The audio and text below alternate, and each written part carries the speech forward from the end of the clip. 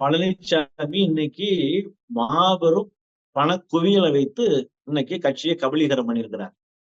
செயற்குழு, பொதுக்குழு, சட்டமன்ற உறுப்பினர்கள், மாவட்ட செயலாளர்களை விலைக்கு வாங்கி வைத்திருக்கிறார். ஒவ்வொரு மாவட்ட கழக செயலாளர்களிடமும் ஒவ்வொரு முன்னாள் அமைச்சர்களிடமும் கோடிக்கணக்கான ரூபாய்களை கொட்டி குவித்து வைத்திருக்கிறார். இதெல்லாம் எப்படி போச்சு, எப்படி இவங்களுக்கு எல்லாம் ஒவ்வொருத்தனும் எவ்வளவு கோடீஸ்வரர் ஆனாங்கிறது ஆதாரபூர்வமான நிறைய விஷயங்கள் இருக்கும்.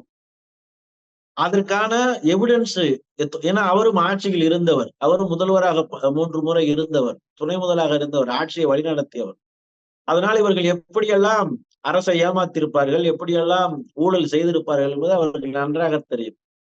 மத்திய அரசுக்கு, மத்திய புலனாய்வு நிறுவனங்களுக்கு, ஈடிக்கு போன்ற நிறுவனங்களுக்கெல்லாம் உண்மைகள் சொல்லப்படும் போது பழனிசாமியுடைய சாம்ராஜ்யம் சரிக்க முடியும்.